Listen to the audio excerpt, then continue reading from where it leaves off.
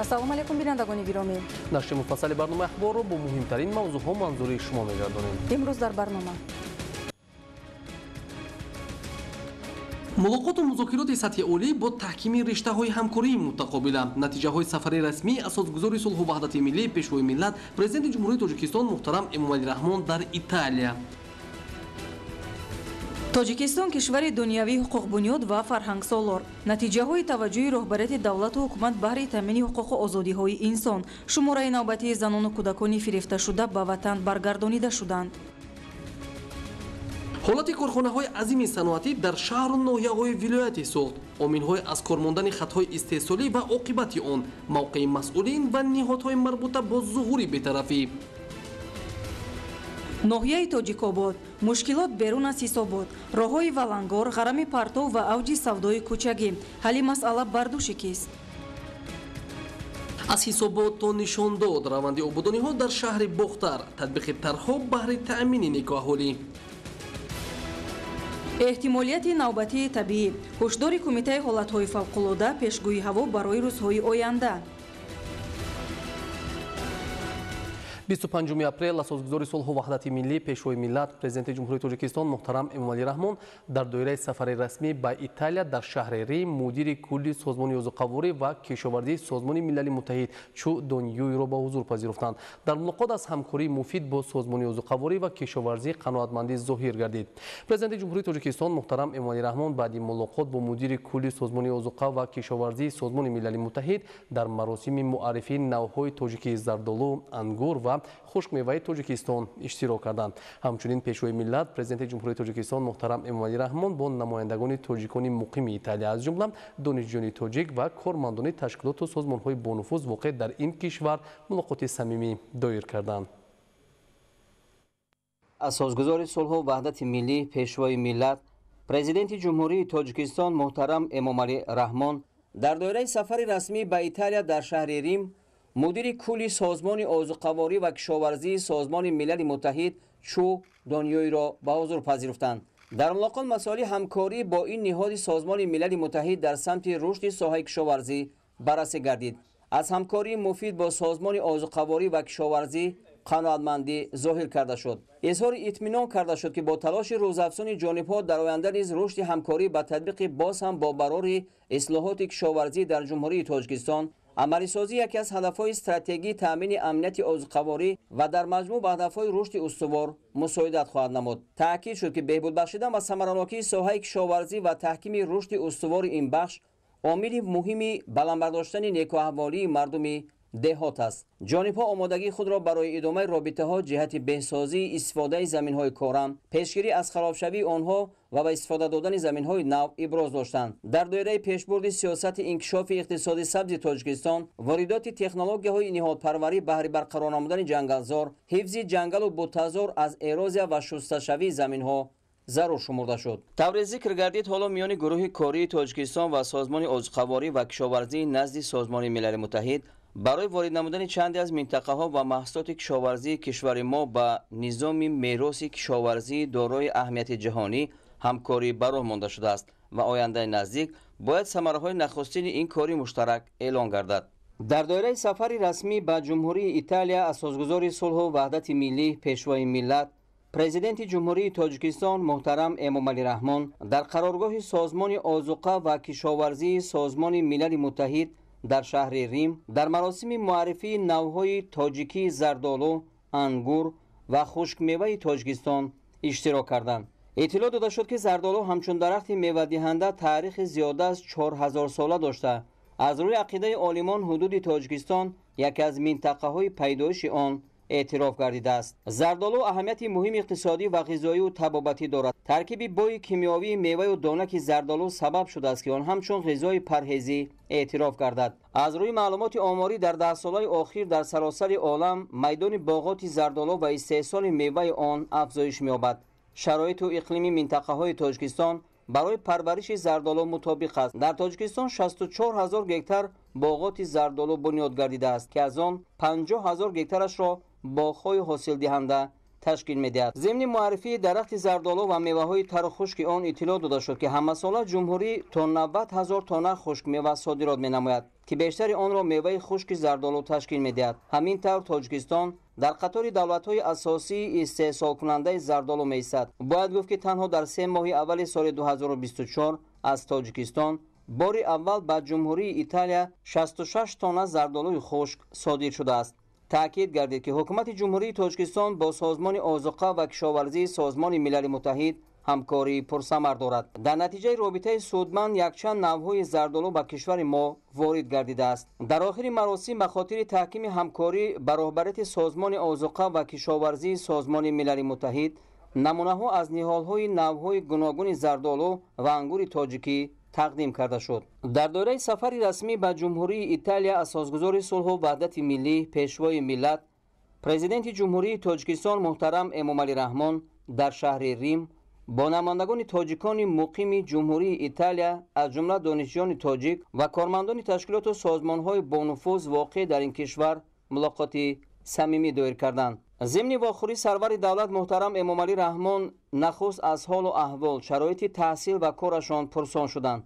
президенти кишвар доирбадастгирию ғамхориҳои рӯзафзуни ҳукумати ҷумҳурии Тоҷикистон барои беҳсозии шароити будубоши ҳамдиёрони барунмарзӣ бахусус ҷавонон ки ба омӯзиши илму ҳунар дар хориҷи кишвар машғуланд, андешаҳои ҷолиб баён карданд.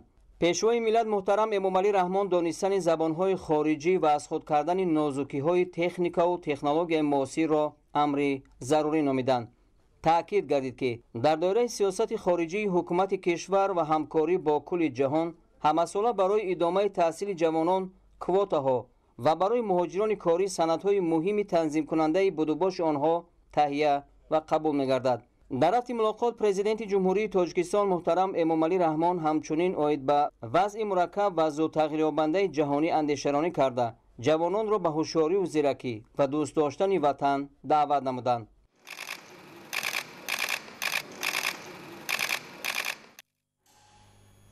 24 апрел дар доираи сафари расмии асосгузори сулҳу ваҳдати миллӣ пешвои миллат президенти ҷумҳурии Тоҷикистон муҳтарам Эмомалӣ Раҳмон ба Италия дар шаҳри Рим форуми сармоягузории Тоҷикистон ва Италия оид ба муаррифии ҷумҳурии Тоҷикистон дар Италия баргузор гардид. 24 апрел дар доираи сафари расмии асосгузори сулҳу ваҳдати миллӣ пешвои миллат президенти ҷумҳурии Тоҷикистон муҳтарам Эмомалӣ Раҳмон ба ҷумҳурии Италия дар шаҳри Рим форуми сармоягузории Тоҷикистон ва Италия оид ба муаррифии ҷумҳурии Тоҷикистон дар Италия баргузор гардид. мақсад аз баргузории чорабинии мазкур муаррифии зарфият ва имкониятҳои сармоягузорӣ ба иқтисоди Тоҷикистон ва дар ин замина густариши ҳамкории тиҷоративу сармоягузорӣ тавассути ташкили муколамаи озод байни соҳибкорону сармоягузорон ва дарёфти роҳҳои нави ҳамкорӣ дар самти ташкили корхонаҳои муштарак ба ҳисоб меравад.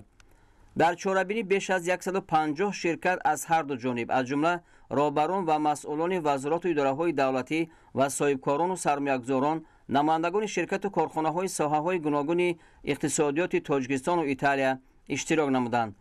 бояд қайд намуд ки чунин иқдом ва шаклҳои ҳамкорӣ аз муносибатҳои шарикии ҷумҳурии Тоҷикистон ва ҷумҳурии Италия шаҳодат медиҳад. форуми сармоягузории Тоҷикистону Италия бо номи муаррифии ҷумҳурии Тоҷикистон дар Италияро Мауро Батуччи, корманди масъули вазорати корҳои хориҷӣ ва ҳамкории байналмилалии ҷумҳурии Италия ифтитоҳ намуд.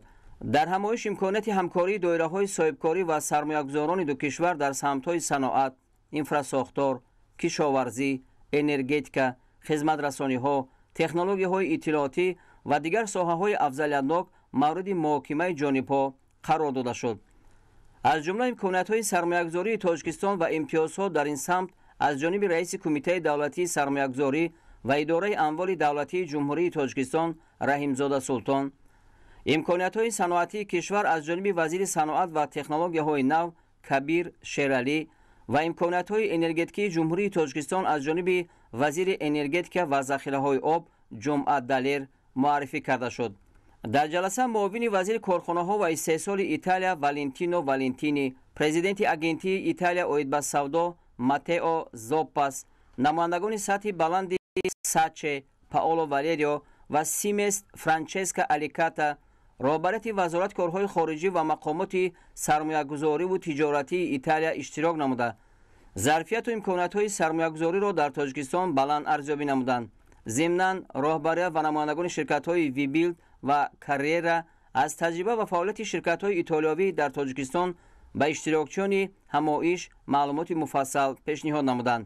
ҳамзамон дар доираи ҳамоиш вохӯриҳои дуҷонибаи соҳибкорони ҳарду кишвар дар шакли соҳибкор бо соҳибкор ва бахши давлативу хусусии ҳарду ҷониб баргузор гардида, дар доираи онҳо масъалаҳои тиҷоративу сармоягузорӣ матраҳ карда шуданд. иштирокчиёни форум ба баргузории чорабинии мазкур баҳои баланд дода ба ифоқа расиданд, ки минбаъд низ чунин ҳамоишҳои соҳибкоронро мунтазам баргузор менамоянд. доир кардани чунин чорабиниҳо ба рушди ҳамкории иқтисодиву тиҷоратӣ, баландбардоштани нерӯи содиротӣ, ҷалби сармояву воридоти технологияҳои муосир ва тақвияти ҳамкории дуҷонибаи иқтисодиву сармоягузории Тоҷикистону Италия мусоидат менамояд. дар маҷмӯъ ҳамоиш дар сатҳи баланди ташкилӣ баргузор карда шуда, дар доираи он ба маблағи зиёда аз 160 миллион доллари амрикоӣ ҳуҷҷатҳои дуҷонибаи ҳамкорӣ ба имзо расонда шуд. аз ҷумла созишномаи ҳамкорӣ байни Вазорати саноат ва технологияҳои нави Ҷумҳурии Тоҷикистон ва ширкати итолиёвии Марзоли Мачинез Текстайл Сирил ба маблағи 100 миллион евро.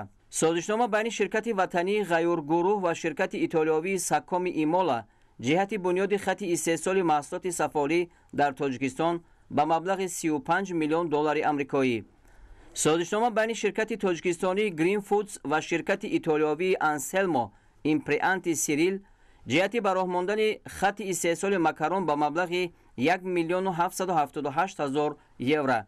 созишномаи ҳамкорӣ байни ширкати Апрелевкаи Тоҷикистон ва ширкати итолиёвии Евромашине ба маблағи наздики 2 миллион доллар барои таҷҳизоти коркарди металлҳои қиматбаҳо. созишнома байни ҷамъияти саҳомии кушодаи фулузоти нодири Тоҷикистон ва ширкати итолиёвии BTT Impianti оид ба воридот кардани таҷҳизоти муосир барои азнавсозии дастгоҳҳои холискории тилло ва нуқра. ёддошти тафаҳум байни ширкати тоҷикистонии Хубҷам Инвест ва ширкати итолиёвии Фава Сошиета Пер Азиони ҷиҳати ба роҳ мондани хати истеҳсоли макарон ба маблағи 7 миллион доллари амрикоӣ. ёддошти тафаҳум байни ширкати холдингии Ёқут 2000 ширкатҳои итолиёвии Кастел Сирил ва Профсирил оид ба бунёди корхонаҳои мебелсозӣ дар Тоҷикистон. ҳамчунин 23 апрел дар доираи сафари расмии президенти Ҷумҳурии Тоҷикистон ба Ҷумҳурии Италия байни ноиби президенти Федератсияи футболи Тоҷикистон ва роҳбарияти Федератсияи футболи Италия протоколи ҳамкорӣ оид ба баландбардоштани сатҳи касбии мураббиёни футболи тоҷик ва омӯзиши футболбозони Ҷумҳурии Тоҷикистон дар академияҳои футболи Италия ба имзо расид. дар доираи бизнес форуми мазкур ширкати Ғайюр-гурӯҳ با یکی از شرکت‌های معروف جمهوری ایتالیا شرکت سکمی سازشنامه همکاری به امضا رساند. طبق سازشنامه مذکور در جمهوری تاجیکستان کارخانه استحصال محصولات کرامیک بنیاد می‌گردد. Sono Umberto Selvatico Estense, sono il presidente del gruppo Anselmo. Меня зовут Умберто Сильватико Эстенсе. Я собственник компании Anselmo Group, которая занимается производством и поставкой линий оборудования для производства макаронных изделий. Здесь в рамках данного форума мы заключили соглашение с нашим партнером компанией Green Foods, с господином Ильхмджоном. И наша компания поставит в сентябре линию для производства для нарезанных макаронных изделий 1,5 тонны, которую мы планируем запустить в этом году. Это будет линия производить макаронные изделия импортозамещения. Pakistoni azizamon mavjud mebошад дар соҳаи соҳибкорӣ дар истеҳсоли маҳсулотҳо пешниҳод карда истодаем ва умедворем ки бо ягон ширкати итолиёвӣ ягон қарордод ба имзо карда шарикони навро пайдо карда ва умуман мехоҳем молу маҳсулоти худамонро ба ин кишварҳои аврупоӣ интиқол диҳем ва муаррифӣ намоем молу маҳсулоти тоҷикистони азизамонро. асосан италия ҳам яке аз кишварҳое мебошад ки бо коркарди санг бисёр машҳур аст дар дунё ва баъди ин чорабинӣ умедворем ки аз ин ширкатҳо ҳам дидан кунем ва таҷрибае ки инҳо доранд таҷрибаи бое ки доранд дар соҳаи коркарди сангҳои рангар омӯзиш қарор дидем. امروز 47 نفر شهروندان جمهوری تاجیکستان از جمهوری عربی سوریه به وطن برگردانده شدند. دوام سالهای 2019-2024 این مراتب چهارم است که از منطقه های جنگ زده زنان و کودکان به تاجیکستان برگردانده می شود. نوروز عزیزالله و بهادر اسلام گزارش میدهند. با تشبث نوبتی اساسگزار صلح و وحدت ملی پیشوای ملت پرزیدنت جمهوری تاجیکستان محترم امامعلی رحمان 25 اپریل سال 2024 گروه چهارم شهروندان جمهوری تاجیکستان با تعداد 47 نفر از 13 عائله زنان و کودکان از جمله 15 زن، 17 دختر، 15 پسر توسط هواپیمای مخصوص از جمهوری عربی سوریه به وطن برگردانیده شدند. شخصان برگردانیده شده را در فرودگاه بین المللی دوشنبه معاون سروزیر جمهوری تاجیکستان منصوری دلربا و راهبران وزارت و اداره‌های دخلدار مملکت پیشواز گرفتند. در نتیجه عملی سازی تدبیرهای مشخص دوام سالهای 2019-2023 در سه مرحله زیاده 300 نفر زنان و کودکان تاجیک از جمهوری عراق و جمهوری عربی سوریه به وطن برگردانیده شدند. استقلال و آزادی، آسودگی و وطن برای هر یک نفر بهترین نعمت به حساب می رود. از این لحاظ به قدر دستاوردهای استقلال دولتی رسیدن و حفظ آن شرط اساسی برای داشتن زندگی پرسعادت به حساب می رود. عذاب کشیدیم، منتظر بودیم تاجیکستان بیایم بگیرن برامون. تشکر به جناب عالی مثلا بردن آوردن ما را عفو کردن. حالا خرسند هستیم که ما به وطن برگشتیم. باعث تذکر است که تجربه تاجیکستان اوید به برگرداندن شهروندان کشور از منطقه های جنگ زده و کار با آنها همچون تجربه مثبت شناخته شده است. سفارش راهبریت عالی کشورمون بود که همه شهروندان تاجیکستان باید برگردند. این اقدامی که یگان کشور ندارد. ما توانستیم که همین اقدام را اجرا کنیم. زنان و کودکان برگردانده شده پس از گذراندن کارهای عافیت بخشی و همگرایی اجتماعی به محیط عائله برگردانیده می شوند. مسئله برقرارسازی به حیات مقرری مطابق نمودن و با جای کار و تحصیل تامین نمودن زنان و کودکان از منطقه های عملیات های جنگی برگردانده شده زیر توجه مخصوص پرزیدنت جمهوری تاجیکستان پیشوای ملت محترم امامعلی رحمان قرار دارد. حکومت جمهوری تاجیکستان پیوسته تلاش میکند که شهروندانش حیات پرسعادت و آسودگی داشته باشند. با امضا رسیدن فرمان پرزیدنت جمهوری تاجیکستان درباره تدبیرهای بلند برداشتن مقام زن در جامعه از غمخوری و اعتماد و باوری به زنان، قدردانی از مسئولیت شناسی و غیرت و کاردانی آنها گواه است. برای در عمل تطبیق نمودن این اقدام زمینه استواری معیاری حقوقی مهیا گردیده. حالا استراتژی ملی فعالگردانی نقش زنان در جمهوری تاجیکستان برای سالهای 2021-2023 و نقشه عمل آن برای سالهای 2021-2025 برنامه‌های دولتی تطبیق می شوند. وابسته به مقام زنان و نقش سازنده آنها در جامعه صحبت همکارمان خورشید نجمیدین با متخصص ساحه منظور می شود. تشکر همکاران.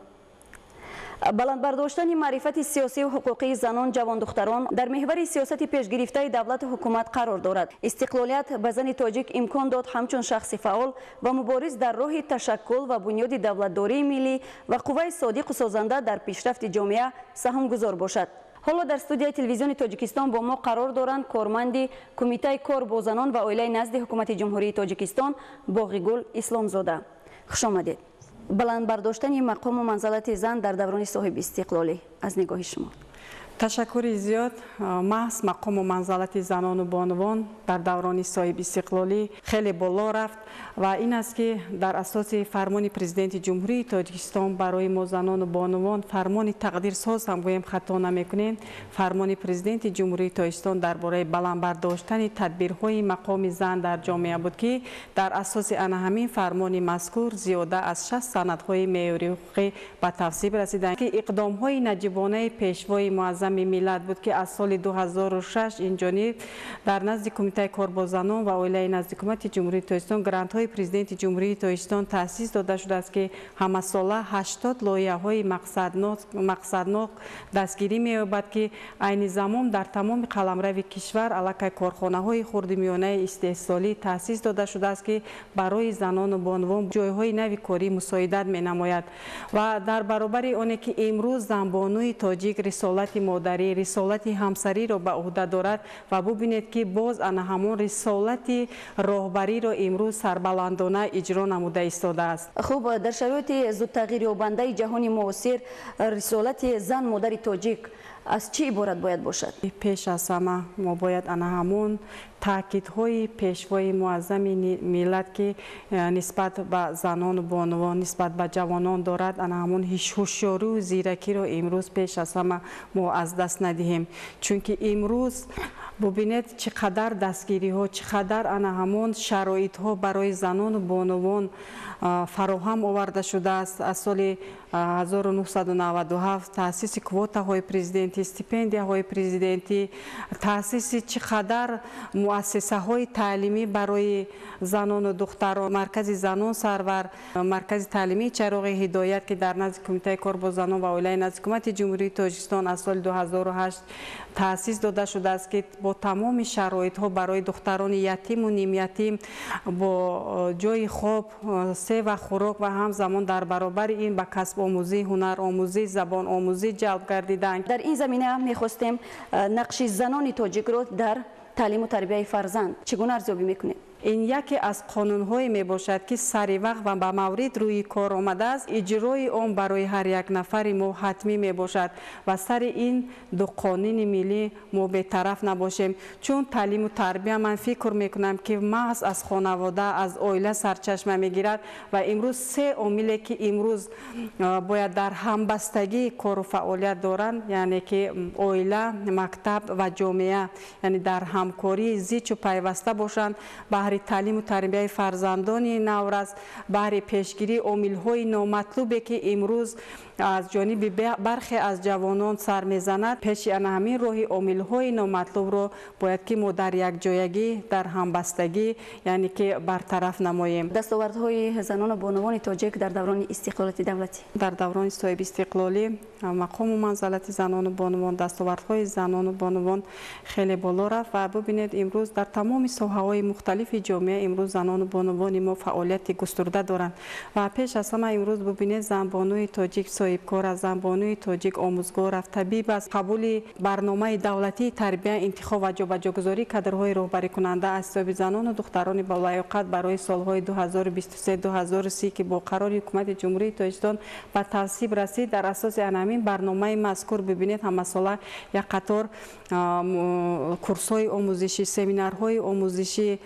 در سطح جمهوری دایر می‌گردد که مقصد از برگزاری چنین یک همون سمینارهای آموزشی، ترینینگ‌های آموزشی، کورس‌های آموزشی بلند برداشتن مقام زن در جامعه است و به ذخیره کادری وارد نمودن زنان و دختران است و به وظیفه‌های راهبری پیشبری نمودن زنان و بانوان مساعدت می‌نماید. امکانیت‌ها امروز برای زنان و بانوان ما خیلی زیاد هستند و باشد که امروز جوان دختران ما همون رو به فرهنگ ملی خود بیارن، رو به ارزش‌های نیاگانی خود بیارن، چون به همگان معلوم است که صلح و وحدت ملی پیشوای معظم ملت فرهنگ و زبان ملت را در عرصه جهان معرفی نمودند تا که امروز جوان دختران ما همون ارزش‌های نیک نیاگان خود را، ارزش‌های ملی خود را پاس نگاه دارند و به نسل‌های آینده خود میراث گذارند. برای رشد فعالیت زنان و بانوان در جمهوری توجه همه‌جانبه و مخصوص روانه می‌گردد.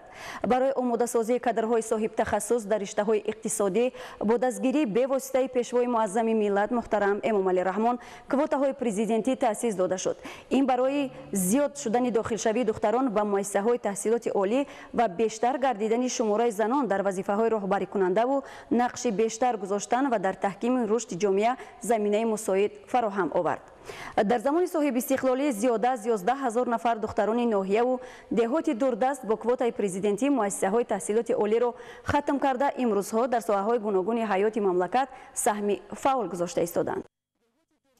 شرح موضوع دیگر، دو کارخانه بزرگ صنعتی جمعیت سهامی گشوده کمبینات معدن تازه‌کنی ادرسمون و کمبینات فلزات نادر لیل‌نوباد در شهر گلستان در دوره فعالیت زیاده از 1400 نفر را با کار تامین نموده در رشد اقتصادی ملی سهم موثر می‌گذاشتند.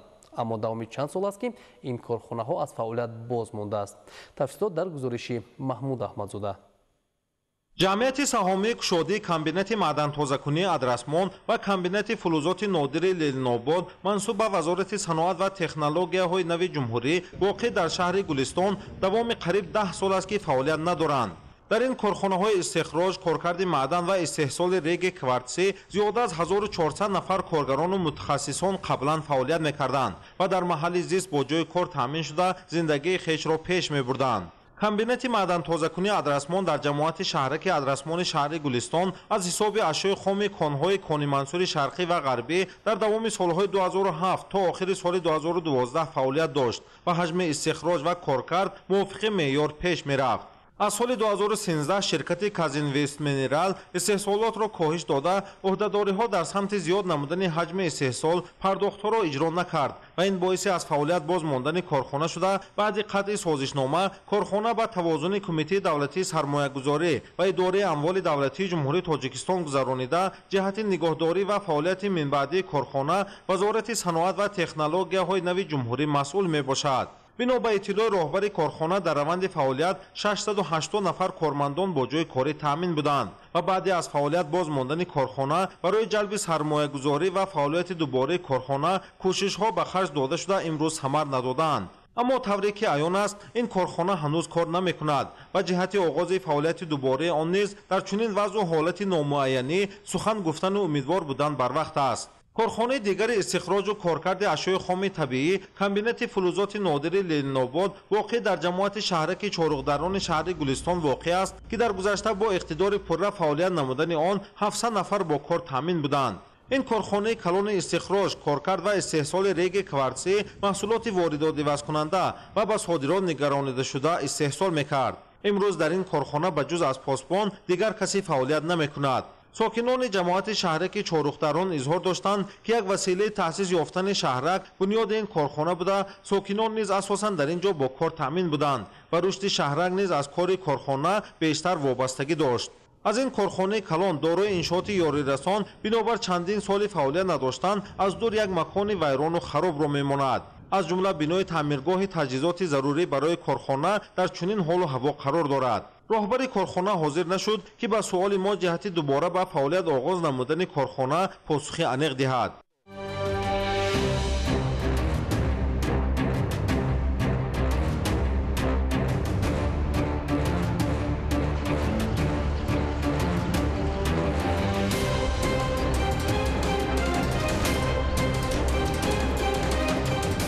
این بنای انشاءاتی که عین حال می‌بینید منسوب به جمعیت سهامی کشادی کمبینات فلزات نادر لعل‌آباد وزارت صنعت و تکنولوژی نو جمهوری تاجیکستان در شهرک چهارراه شهر گلستان میباشد. کارخانه دوام 6 سال اخیر پررو از فعالیت باز مانده است.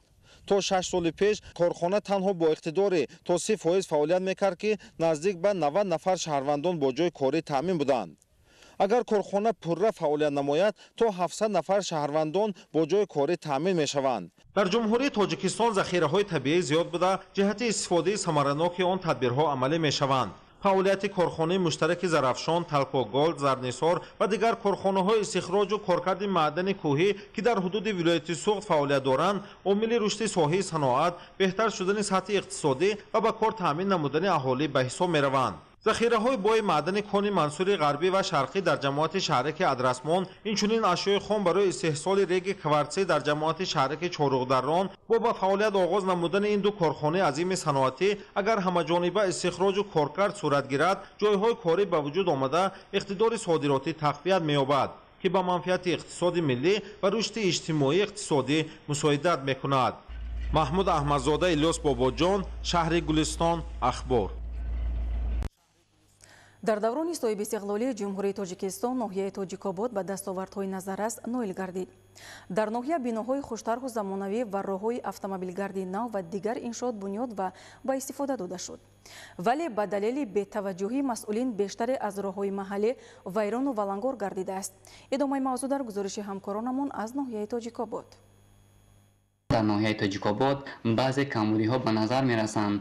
از جمله در جماعت دهات لنگر شاه کلانترین جماعت به حساب رفته با 12580 نفر اهالیش که صاحبکار و خواجگی‌های دهقانی دارد، شاهراه‌هایش به طلبات جوگوی نیست. همزمان از شاهراه‌هایی که از دهه‌های حدود جماعت به مرکز ناحیه کارمندان نهادهای گوناگون به کار می‌آیند، راه‌های کنده و ولنگار شده که نقلات‌ها گشت و گذار می‌نمایند، طول سال‌هاست با چنگ و غبار رو و آ دارند. این گونه عمل‌ها از آن درک می‌دهد که برای آبادی محل اهمیت نمی‌دهند. برابر این دیگر جماعت ناحیه از جمله جماعت دهات شیرین چشمه که اهالیش زیاد است، راه‌هایش کنده و ولنگار است که به این اهمیت نمی‌دهند. سوال به میان می‌آید که شعبه سانیتری و اپیدمیولوژی ناحیه چرا این مشکلات را صرف نظر می‌کند و خواجگی جنگل باشد از بی‌نظارتی همه درختان شنانیده شده خوش گردیدند. بی‌نظارتی این گونه مؤسسه‌های نزد مقامات ناحیه همه جای کانال‌ها و طبیعت دهکده و جماعت‌های ناحیه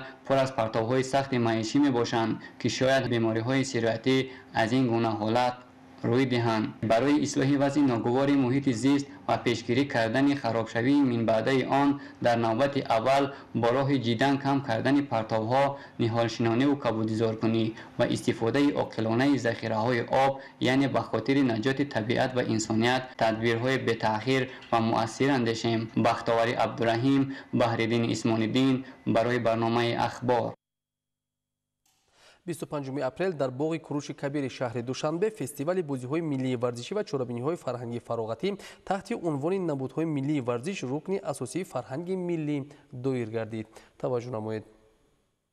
هدف از راه‌اندازی فستیوال بازی‌های ملی ورزشی احیا، رشد و معرفی بازی‌های ملی ورزشی، تربیت نسل نورس در روحیه احترام و ارزش‌گذاری به تاریخ و عنعنه‌های ملی، تحکیم طرز حیات سالم، حس خودشناسی و خودآگاهی، زیرکی سیاسی و پیشگیری عامل‌های نامطلوب در بین نورسان ارزیابی شد. در فستیوال که به افتخار روز پایتخت جمهوری تاجیکستان شهر دوشنبه راه‌اندازی گردیده بود، معاون سروزیر مملکت دلربا منصوری، نماینده دستگاه اجرایی پرزیدنت جمهوری تاجیکستان، مسئولان کمیته کار با جوانان و ورزش، کارمندان وزارت و اداره‌ها، جوانان فعال و ورزشگران موفق و نمایندگان کورپوس‌های دیپلماتیک کشورهای خارج در تاجیکستان اشتراک نمودند.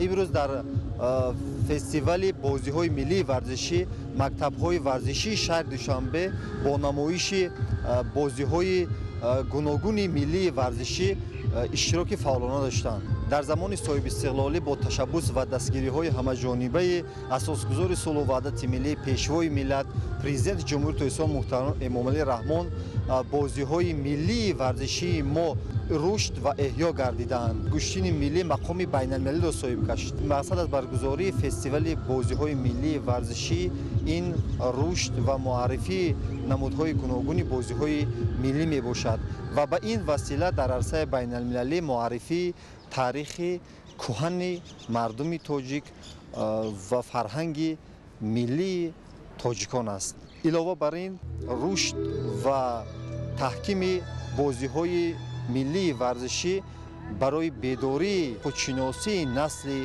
جوان کشور مساعدت می‌کند. نمودهای گوناگون بازی‌های ملی ورزشی را مربیان و دانشجویان، ورزشگران مؤسسه‌های تعلیمی و تیاری ورزشی جمهوریوی و شهری معرفی کردند.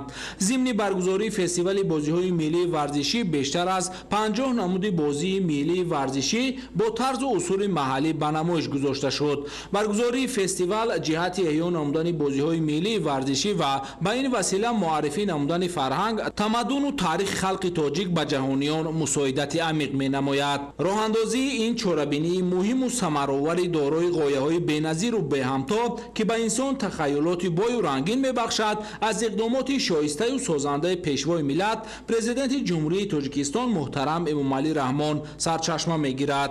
نمودهای ملی ورزش برابر با نوروز یعنی تاریخ 6000 ساله را دارد. تمام این دستاوردها، تمام این پیشروی‌ها، تمام دستاوردهای هم ساحه تربیت جسمانی و ورزش، هم ساحه کار با جوانان، البته از شکوه و شهامت استقلال دولتی озодӣ ваҳдати комили миллӣ дастёб мегардад ва ин тинҷӣ, ин осудагӣ, ин озодии миллати тоҷик боз бори дигар моро ба қуллаҳои мурод мерасонад, моро ба дастовардҳо ва марҳилаҳое ки дар пеш моро интизор аст, ба ҳадафу мақсадҳое ки ҳукумати ҷумҳурии Тоҷикистон дар назди мо масъулини соҳа гузоштааст, моро ҳар чӣ зудтар мерасонад. фестивал ҷолибу хотирмон буд, зеро варзишгарон навъҳои бозиҳои миллии варзиширо бо ҳунару маҳорат ва тамоми услубу сабки шевою диданӣ пешкаш намуданд. дар заминаи сиёсати варзишпарваронаи пешвои миллат, президенти ҷумҳурии Тоҷикистон муҳтарам Эмомалӣ Раҳмон ва талошҳои пайгиронаи раиси шаҳри Душанбе муҳтарам Рустами Эмомалӣ соҳаи варзиш дар мамлакат ба гунаи бесобиқа рушд ёфта, намудҳои гуногуни он оммавӣ мегардад. баргузории фестивали бозиҳои миллии варзишӣ дар худшиносиву худогоҳии наврасону ҷавонон ва муаррифии шоистаи бозиҳои миллӣ мусоидат менамояд. дар замони соҳиби истиқлолӣ бозиҳои миллии тоҷикӣ дар заминаи сиёсати варзишпарваронаи пешвои миллат президенти ҷумҳурии Тоҷикистон муҳтарам Эмомалӣ Раҳмон эҳё гардид. гӯштини миллии мо мақоми байналмилалиро соҳиб гашт. барои мақоми байналмилалиро соҳиб гардидани дигар намудҳои бозии миллии тоҷикӣ бояд тадбирҳои муҳим роҳандозӣ гарданд. Зафар Қаймузода, Баҳодури Қурбон, Душанбе, Ахбор. дар шаҳри Бохтар бахшида ба ҷашни 35-солагии истиқлолияти давлатӣ корҳои созандагиву бунёдкорӣ вусъат дошта.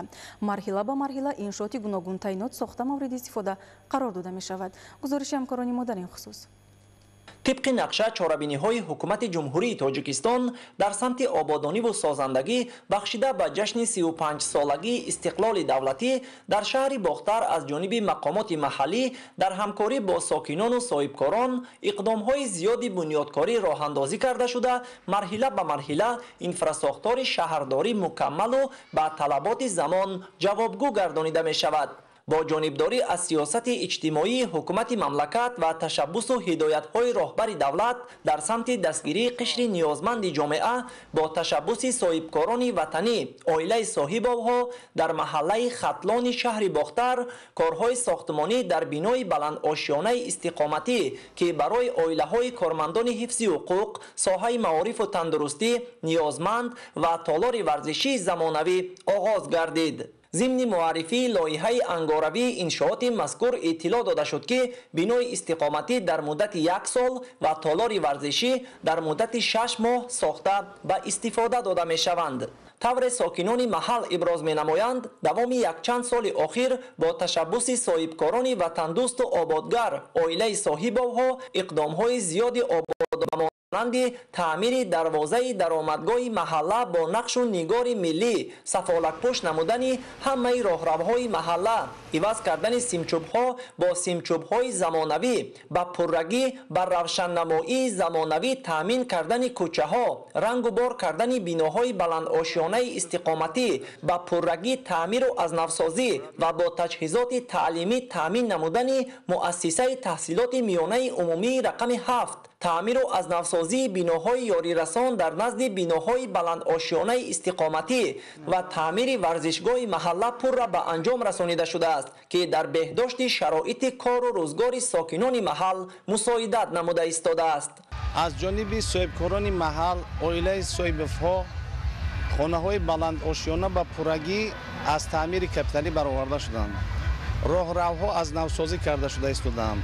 5 کوچه حدود محله با پررگی اسفالت پوش کرده شده، قبورهای آبگذاری گذراندند، آب نوشاکی نیز گذراندند، دیگر آبادانی‌ها نیز در نقشه میباشند. در ادامه انجام اقدام‌های سازنده عائله صاحب‌ها با جانبداری از سیاست انسان دوستانه اساسگذار صلح و وحدت ملی پیشوای ملت پرزیدنت جمهوری تاجیکستان محترم امامعلی رحمان در وضعیت مناسب به 300 کودک از عائله‌های نیازمند سر و لباس عیدانه، 3 چرخه‌ها و کمک‌های مالی و به 25 نفر شخصان دارای امکانیت محدود عروبچه‌های معیوبی سپاریده شد. همچنین به 4 جفت نوخانه‌داران از عائله‌های نیازمند تحفه به مبلغ 20,000 سامانی تجهیزات پره روزگار تقدیم کرده شد. با مقصد در سطح ضروری به راه ماندن تعلیم و تربیت و رشد ساحه ورزش در ناحیه دیوشتیش باز 4 مؤسسه تحصیلاتی میانه عمومی زیاده از 50 صنفخانه ایلواگی، 4 کودکستان، 15 تالار میدانچه‌های ورزشی و 10 انشاءات تعیناتی گوناگون بنیاد می شود. توجه نمایید. با اقدام و دستگیری مالیوی حکومت جمهوری تاجیکستان، مقامات اجرایی حاکمیت دولتی ولایت سوق و ناحیه دیوشتیج، سهم همکاران رشد، کمک صاحبکاران سربلند وطنی، سخاوتپیشگی ساکنان جماعت شهری قونچه و 7 جماعت دهات ناحیه از 201 انشاءات تا امروز به استقبال جشن فرخنده مکرم 35 سالگی استقلالیت دولتی جمهوری تاجیکستان بنیاد و مورد بهره برداری قرار گرفته، دهها عددش را مؤسسه‌های تعلیمی و صنفخانه‌های علاوگی، باغچه کودکستان‌ها و مؤسسه‌های تا مکتبی و ورزشگاه و تالارهای ورزشی تشکیل می‌دهند تا استقبال جشن بزرگ و مکرم 35 سالگی استقلالیت دولتی جمهوری تاجیکستان باشد. در ساحه معارف ناحیه دیوشتیج باز 4 مؤسسه تحصیلات میانه عمومی، زیاده از 50 صنفخانه‌های علاوگی، 4 کودکستان و نزدیک 15 ورزشگاه و تالارهای ورزشی بنیاد و 10 انشاءات دیگر ساحه معارف تعمیر و ترمیم کلی گردانیده. با این وسیله سطح تعلیم و تربیت خوانندگان و حفظ صحت آنها در چند مراتبه بالا برده می شود. فعلا کارهای ساختمانی در بینای سه‌آشانه مؤسسه تحصیلات میانه عمومی رقم 44 دهه دلیان پایان جماعت دهات دلیان بالا برای 779 نفر خواننده در 2 بست ادامه دارد. فرمایشگر اداره ساختمان اساسی مقامات اجرایی حاکمیت دولتی ولایت سوق و پیمانکار ساختمانچیان جمعیت دارای مسئولیت محدود مبین شهری اسفره کوشش به خرج داده ایستادند که ساختمان را با ارزش نزدیک 10 میلیون سامانی در مهلت‌های مقرر شده و جای بینای در حالت صدمه قرار داشته و با سطح و صفت جوابگوی معیارهای شهرسازی به استفاده دهند. در نزد بینای مؤسسه تحصیلاتی همگانی رقم 44 ناحیه دیوشتیج با یک بینای سه‌آشانه برای 640 نفر خواننده در یک بست ساخته شده ایستاده است. ساختمان ادامه دارد. قدرتچی جمعیت دارای مسئولیتش محدودی مبین شهری اسفره کوشش به خرج داده ایستادند که سریع وقت ساختمان را در مهلت مقرر گردیده و با صفت بلند و مورد استفاده قرار دهند. ساختمان بینای نوی تعلیمی در نزد مؤسسه تحصیلات میانه عمومی رقم 28 دهه سرخاب با سهم صاحبکاران وطندوست، سخاوتپیشگی ساکنان و مبلغ‌های برای سفر حج گم کرده پدر و مادران معارف پرور، ساختمان بینای نوی مؤسسه تعلیمی برای 350 نفر خواننده در دهه فیض‌آباد جماعت دهات دلیان بالا، تعمیر کلی بینای مؤسسه تحصیلات میانه عمومی رقم 67 دهه لاله‌زار جماعت دهات یختن برای 260 نفر خواننده در یک بست، ساختمان 15 صنفخانه علاوگی در نزد مؤسسه تحصیلات میانه عمومی رقم 48 جماعت دهات مجون برای 375 جای نشست و 8 صنفخانه علاوگی دارای 200 جای نشست در نزد مؤسسه تحصیلات میانه عمومی رقم 54 دهه دوردستترین راست‌آباد با اوج تازه ادامه یافته ایستاده است. با خرج مبلغ‌های حکومت جمهوری تاجیکستان، مقامات اجرایی حاکمیت دولتی ولایت سوق و ناحیه دیوشتیج، ساختمان بینای نوی کودکستان برای 100 نفر کودک در دهه بسمانده جماعت دهات وحدت، بنیاد بینای علاهیده برای 4 گروه کودکان و خردسالان در نزد مؤسسه تحصیلات تا مکتبی رقم 1 جماعت شهری قونچه نیز ادامه دارد. مزبوط بابازاده، عمرجان یوسفov، ناحیه دیوشتیج، اخبار. در دایره دستور سپارش‌ها و عملی‌سازی اقدام‌های سازنده و بنیادکارانه حکومت جمهوری تاجیکستان، ناحیه مومن‌آباد ولایت ختلان به پیشرفت و شکوفایی‌های روزافزون نائل گردیده. سطح نیک و احوال ساکنان نیز به مراتب بهتر شده ایستاده است. گزارش همکاران ما از ناحیه مومن‌آباد.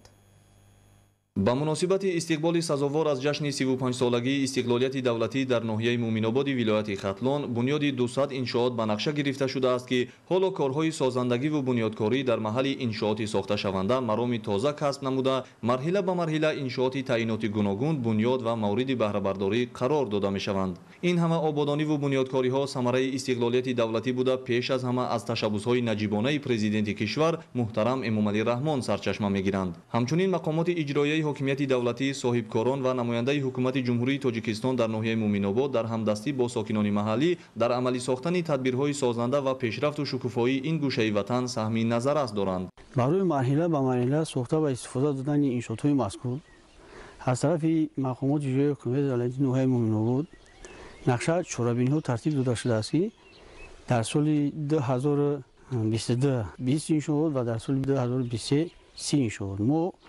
در سال 2022 و سال 2023 63 انشاءات ساخته با استفاده دادیم که این 136 فایزی نقشه رو در بر میگیرد. برای با صفت بلند ساختن انشاءات های مذکور از طرف بخش معماری و شهرسازی ناحیه مومن‌آباد سنجش ها گذرانده می شود تا که هم حالت کنسترکتیو بنا و هم حالت معاصر صفت بلند بنا رعایت کرده شود. در زمینه عملی سازی هدف‌های سازنده از مجموع انشاءات جشنی 16 انشاءات در بخش صنعت، تندرستی 18، فرهنگ 18 و در ساحه ورزش بنیادی 14 انشاءات به نقشه گرفته شده است. حالا مرحله کارهای بنیادی در ساختمان راه و پل‌های ماشین‌گذر، مرکزهای خرد و بزرگ خدمت‌رسانی، کارگاه و کارخانه‌های استحصالی، مؤسسه‌های تعلیمی و دیگر انشاءات تعیینات گوناگون در جماعت‌های دهات و مرکز ناحیه با مرام ادامه دارند. از جمله انشاءات بنیادشونده در ساحه معارف ناحیه بینای لیسه کسبی تکنیکی در دهه فیض‌آباد جماعت دهات دهی بلند است که در مساحت 1.2 هکتار بنیاد شده ایستاده است. انشاءات مذکور از جانب شرکت ساختمانی جمعیتی دارای مسئولیتش محدود بوستان ساختمان عملی گردیده طبق لایحه انشاءات از بینای 2 آشیانه تعلیمی، خوابگاه عبارت از 4 آشیانه و تالار ورزشی عبارت بوده با صفت بلند جوابگو به طلبات زمان ساخته می شود. ساختمان مذکور سال 2023 آغاز یافته طبق نقشه تا جشن 35 سالگی استقلالیت دولتی مورد استفاده قرار داده می شود.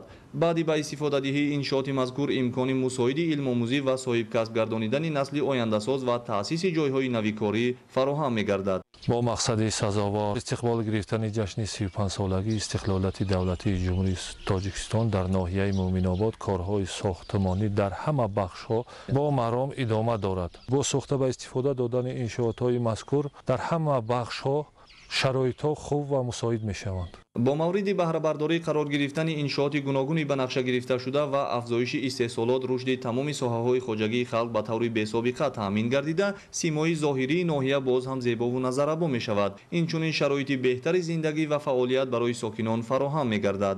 در ناحیه مومن‌آباد برای جلب مهمانان و سیاحان نیز امکانات‌های مساعد فراهم آورده شده است. با شرافت صاحب استقلالی مملکت مرحله به مرحله در ناحیه انشاءات نو و زمانوی بنیاد گردیده با فراهم آمدن جایهای نویکاری سطح کمبیزاتی کاهش یافته ساکنان به زندگی شایسته و سزاوار نائل شده ایستادند. عالم ناصرزاده، عالم میرزا، خورشید نادرخان، ناحیه مومن‌آباد، اخبار. دوشنبه همایش بین المللی علمی عملی تحت عنوان گسترش همکاری‌های کشورهای آسیای مرکزی در بخش آب و انرژتیک برگزار گردید. گزارش همکاران ما در این خصوص. در کنفرانسیا намояндагони дастгоҳи иҷроияи президенти ҷумҳурии тоҷикистон суханронӣ намуданд. ҳадаф аз баргузории ин конференсия пешниҳоди таҳлилу мониторинги ҳамаҷонибаи вазъи кунунӣ ва дурнамои тавсияҳои ҳамкориҳои кишварҳои осиёи марказӣ оид ба масъалаҳои амнияти об инчунин таҳия ва пешниҳоди механизму воситаҳои оптималии ҳавасмандгардонии ин раванд мебошад. дар институти омӯзиши масъолаҳои давлатии осиё ва аврупои академияи миллии илмҳои тоҷикистон тибқи нақшачорабиниҳои таздиқкардаи ҳукумати ҷумҳурии тоҷикистон ва раёсати академияи миллии илмҳои тоҷикистон доир ба густариши ҳамкориҳои кишварҳои осиёи марказӣ дар соҳаи обу энергетика конференсияи байналмилалиро гузаронида истодааст ки дар он бевосита масоили мубрами обу энергетика дар кишварҳои осиёи марказиро дар бар мегирад. бояд тазаккур дод ки конференсияи мазкур 2 рӯз идома ёфта дар ҳаллу фасли масоили мазкур ибрози ақида намуданд. Мы собрались сегодня и завтра на очень серьезную конференцию, которая посвящена проблематике расширения сотрудничества, регионального сотрудничества в Центральной Азии по проблемам водной безопасности. Обратите внимание на само название этой конференции. Она посвящена водной безопасности. То есть это вопрос безопасности. Действительно, вода, как мы знаем, это жизнь. Вода – это жизненно важный ресурс. И в Центральной Азии эта проблема является вопросом и национального развития, устойчивого развития и регионального развития. Зимни баромад ва суханронӣ таъкид гардид ки Осиёи марказӣ аллакай зери таъсири тағйирёбии иқлимӣ қарор гирифтааст ки боиси норасоии нерӯи барқ ва об мегардад. таҳлили солҳои охир нишон медиҳад ки бодҳо намакҳоро аз қарни ин баҳр ба пиряхҳои баландкӯҳ мебарад. ин ба обшавии пиряхҳо дар баландкӯҳҳои минтақа сурат бахшида ба амнияти об хатарҳои изофӣ эҷод кардааст. яке аз мушкилоти соҳаи кишоварзӣ ин хуруҷи ҳашароти зараррасон мебошад ки ба нашъунамои зироатҳо таъсири манфӣ мерасонад. имрӯзҳо хуруҷи малах дар доманатеппаҳои аксари шаҳру ноҳияҳои вилояти хатлон мушоҳида гардида ташвиши хоҷагидорону масъулинро дуча намудааст. шарҳи бештар дар гузориши ҳамкоронамон. бо мақсади пешгирӣ ва безараргардонии ин ҳашароти зараровар ситоди мубориза бар зидди малах ҳамарӯза дар минтақаҳои гуногуни вилоят корҳои безараргардониро анҷом дода истоданд, вале бо вуҷуди аз ҳад зиёд гардидани пайдоиши малах наметавонанд ба пуррагӣ заминҳои чарогоҳ ва майдонҳои киштро аз хуруҷи малах ҳифз намоянд. Мавриди зикр аст ки таи чанд соли охир пайдоиши малахи марокашӣ дар минтақаҳои гуногуни ҷумҳурӣ ба қайд гирифта шуда ҳамасола ҷиҳати нест намудани он корҳои илмиву амалӣ аз тарафи олимону мутахассисони соҳа бурда мешавад. Вале бо вуҷуди ин мушоҳидаҳо нишон медиҳад ки бо фаро расидани фасли баҳор пайдоиши малах дар минтақаҳои баландкӯҳи шаҳру ноҳияҳои вилояти хатлон зиёд ба чашм мерасад. Ин ҳашароти зараровар талу теппаҳои ба чарогоҳ нигаронидашудаи ноҳияи Вахшро тӯли як моҳ аст ки фаро гирифта алафҳои табиии ин мавзеъҳоро пурра ба нестӣ бурдааст. Дар ноҳия ки парвариши чорво ба таври васеъ ба роҳ монда шудааст, аз ин ҳолат чорводорон изҳори нигаронӣ карда зикр доштанд ки аллакай чорвои онҳо баҳри пайдо намудани алафҳои табиӣ танқисӣ мекашанд. Ҳарчанд ситоди доимоамалкунандаи мубориза бар зидди малах дар ин ноҳия ҳамарӯза фаъолият мекунад, норасоии техника ва қувваи корӣ баҳри бартараф кардани ин мушкилӣ даст намедиҳад.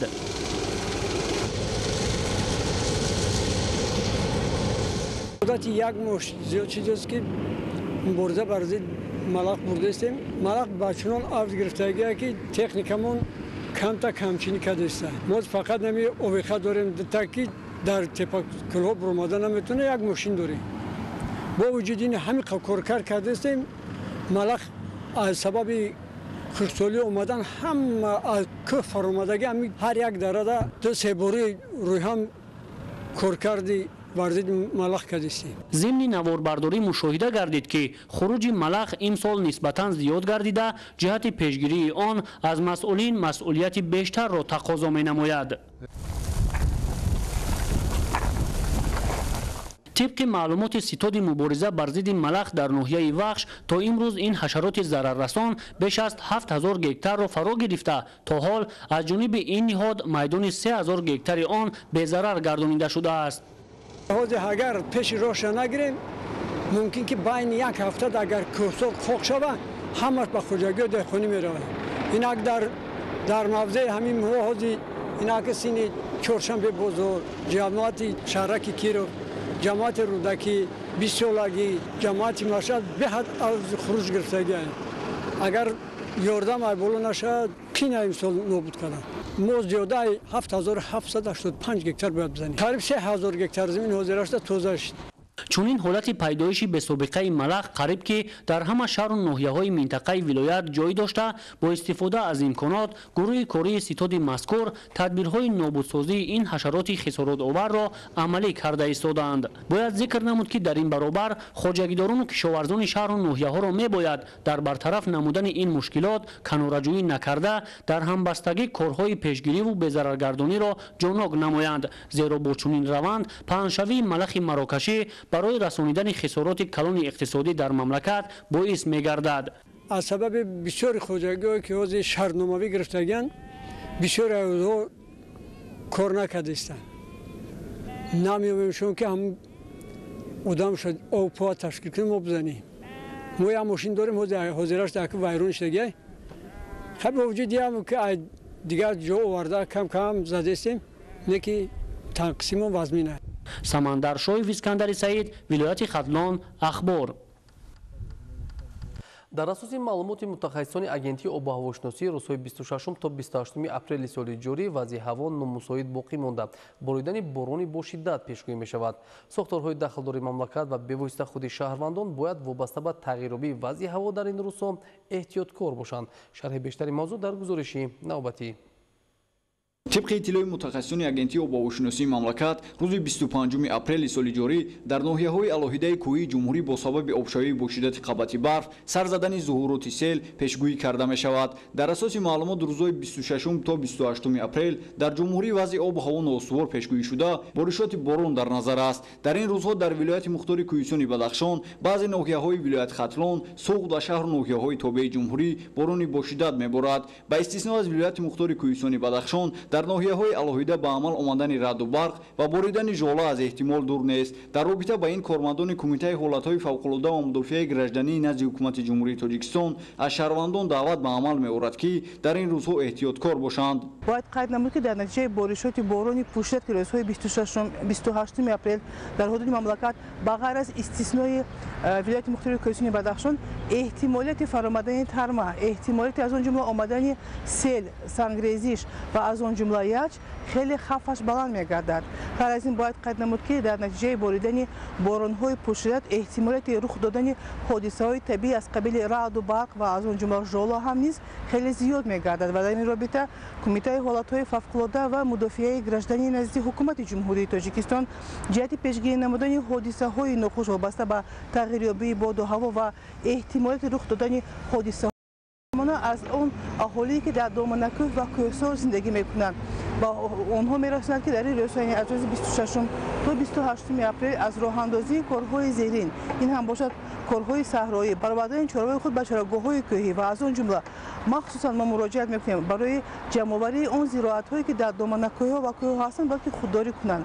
аз ҳама муҳимаш хоҳишмандем ҷиҳати пешгирӣ намудани ҳодисаҳои нохуш бояд ки ҳатман кӯдакони худро барои ин гуна корҳо роҳандозӣ накунанд. бинобар ин хоҳишмандем кӯдакони худро эҳтиёт намоед, барои чарондани чорво ба чорогоҳҳо онҳоро нафиристед ва аз ҳама муҳимаш худ ҳам ибрат шавед то ин ки барои ҷамъоварии зироатҳое ки айни замон дар кӯҳсор ҳаст наравед. ва албатта муроҷиати махсуси кумитаи ҳолатҳои фавқулода ба ронандагон ҳаст. дар ин рӯзҳо ҳангоми роҳандозии он сайру саёҳат ё ин ки худи сафари худ тариқи шоҳроҳи душанбе хуҷанд, душанбе хорух, душанбе рашт лахш хоҳишмандем дар мадди аввал оид ба вазъи боду ҳаво маълумот гирифта баъдан сафарҳои худро таҳриз намоянд. ва бори дигар таъкид менамоем ҳангоми рух додани ин ё он ҳодисаи табиӣ вобаста ба тағйирёбии боду ҳаво ё ин ки ҳодисаҳои техногенӣ ҳар як шаҳрванд имконият дорад ба кумита ба рақами ягона 112 ё ба қисми навбатдории кумита ба рақами 93 880 2819 дар тамос бошанд. рӯзҳои 26 то 28 апрел дар баъзе минтақаҳои ноҳияҳои тобеи ҷумҳурӣ, вилояти хатлон, суғд ва ғарби вилояти мухтори кӯҳистони бадахшон офатҳои табиӣ бахусус омадани сел пешгӯӣ шуда, сатҳи дарёҳои ёхсу, қизилсу ва дарёҳои аз нишебиҳои ҷанубии қаторкӯҳҳои ҳисор ҷоришаванда баланд мешавад. дар доираи ҳамкориҳои судманди ҳукумати ҷумҳурии тоҷикистон бо созмони милали муттаҳид дар маркази вилояти мухтори кӯҳистони бадахшон шаҳри хоруғ машварати маҳаллӣ дар доираи ташаббуси огоҳсозӣ бармаҳал барои ҳама баргузор гардид ки дар он кормандони идораву муассисаҳои вилоятӣ ширкат варзиданд. гузориши тоҷинисои Файзуллобек. огоҳкунӣ бармаҳал барои ҳама яке аз ташаббусҳои муҳими ҳукумати ҷумҳурии тоҷикистон ба ҳисоб рафта, тоҷикистон миёни 30 давлати дунё дар ин росто фаъолиятро ба роҳ гузошта истодааст. пас аз анҷоми машварат дар вилояти суғд чорабинии навбатӣ дар вилояти мухтори кӯҳистони бадахшон баргузор гардид. гармшавии иқлим ва паёмадҳои ногувори онро имрӯзҳо инсоният бар аъло эҳсос намуда истодааст. чунин чорабиниҳо ки имрӯз баргузор мегарданд метавонанд дар мавриди огоҳсозӣ бар маҳалли аҳолӣ нақши созанда гузоранд. новобаста аз он ки харитаи мавзеъҳои осебпазири шаҳру ноҳияҳои вилоят мураттаб шуда бошад ҳам омодагии пурра ҷиҳати коҳиш додани ҳаҷми хисорот ва аз миён бардоштани талафоти ҷонӣ ба таври лозимӣ эҳсос карда намешавад. ин ташаббуси саривақтӣ аст бурдани боришотҳои сахт, селҳо, баланд шудани оби дарёҳо ва инчунин тарма ва дигар омилҳое ки асосан ба хоҷагии халқ ба иқтисодоти маҳал яъне ки таъсир мерасонад ҷамъ шуда як харитаи роҳи аз чунин баҳони таъсири омилҳо ки ҳама сола дар минтақаҳои мо ба вуҷуд омада истоданд, яъне ки бояд ин харитаи роҳҳоро муайян кунем. дар ҷараёни машварат 4 компоненти асосӣ ки метавонанд ҷиҳати огоҳсозӣ бармаҳал мусоидат намуда боиси пешгирии хисорот гарданд мавриди таҳлил қарор дода шуданд. зикр гардид ки маҳз аз сабаби надоштани маълумоти кофӣ ва саривақт огоҳӣ пайдо накардан офатҳои табиӣ аз қабили тармафроӣ, резиши сел, сангчарх ва заминларза хисороти моливу ҷониро ба бор оварданд. танҳо маълумоти дақиқи обу ҳавошиносон, фаъолияти мунтазами идораву муассисаҳо, огоҳсозӣ бармаҳал метавонад дар оянда чунин талафотро пешгирӣ намояд. тоҷинисои Файзуллобек, Муборакшои Рустам, шаҳри Хоруғ, ахбор. дар ноҳияи Данғара чорабинии намунавии омодагӣ ба ҳолатҳои фавқулода доир карда шуд, ки дар он омӯзгорону хонандагони ҳамаи муассисаҳои таълимии ноҳия иштирок намуданд. Гузориш дар ин хусус.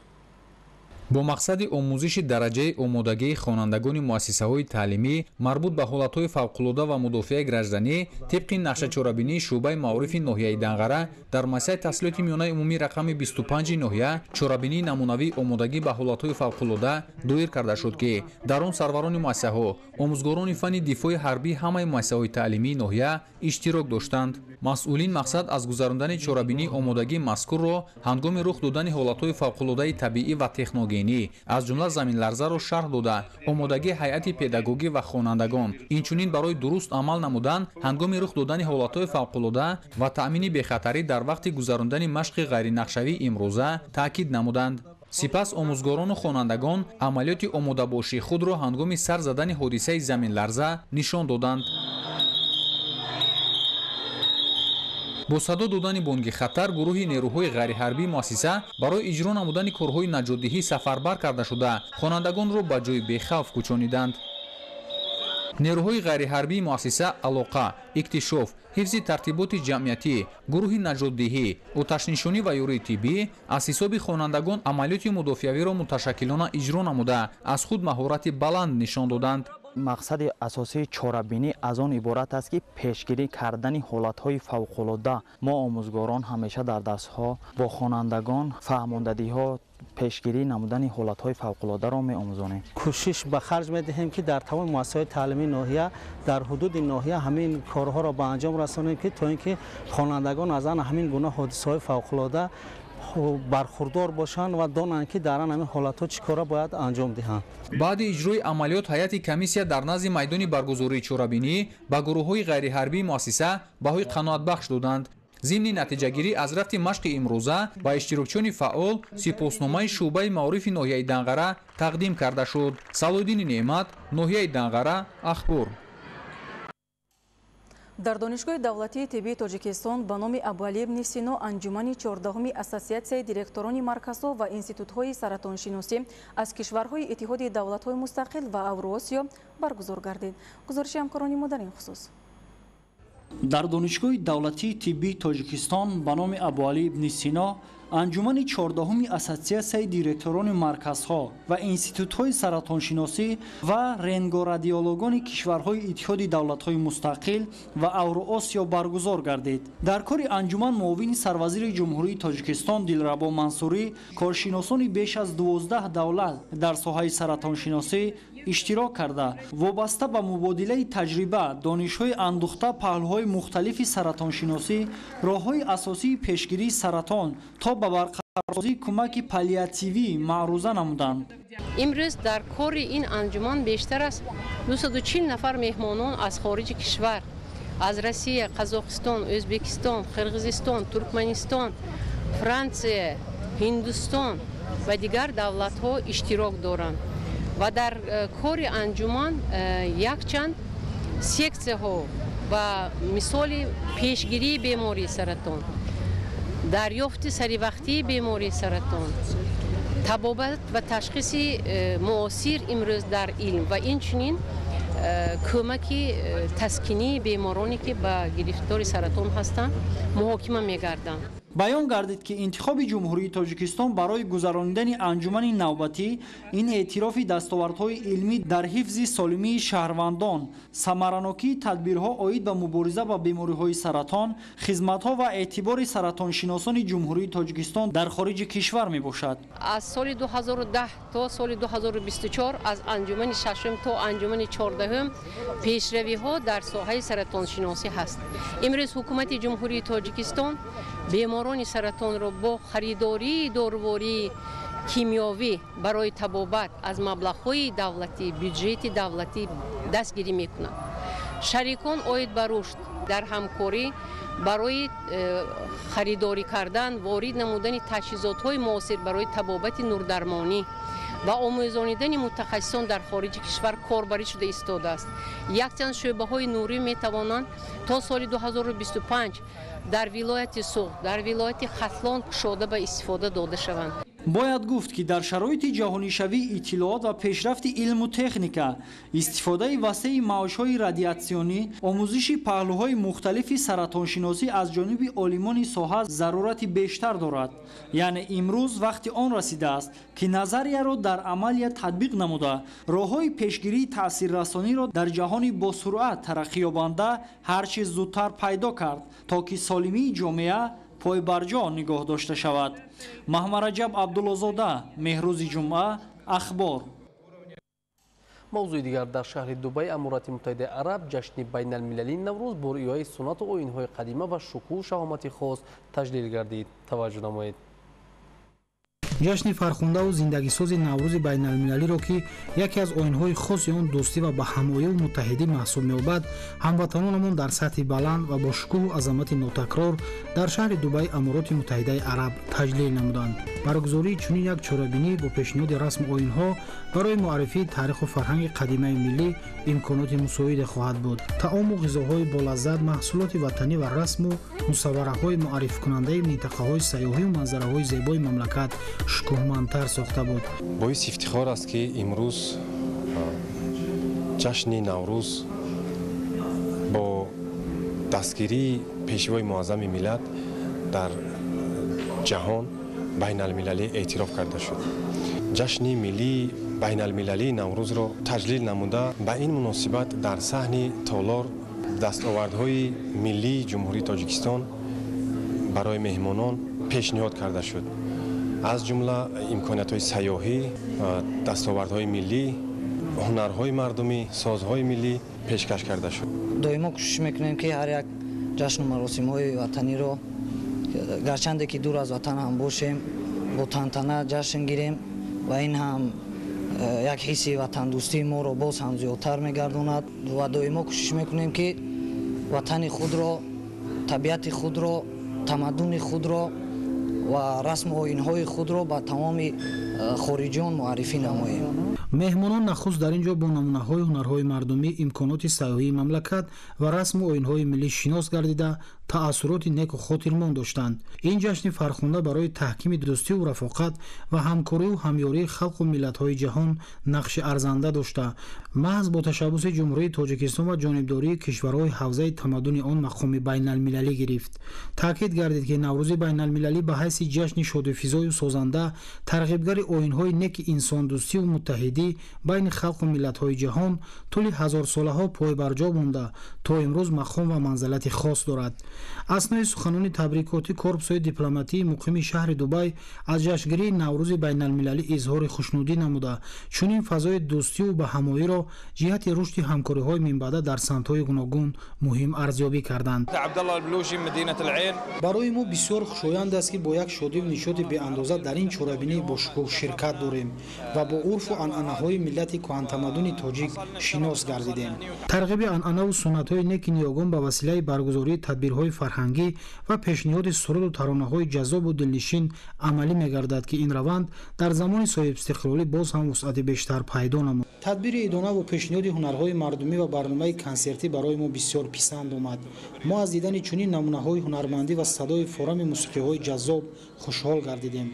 албатта дар чунин шароити басо мусоид муаррифӣ намудани дастовардҳои ҳунармандон ва минтақаҳои сайёҳӣ имкон фароҳам меорад ки иштирокдорон бештар дар ин самтҳо иттилоъ пайдо намоянд.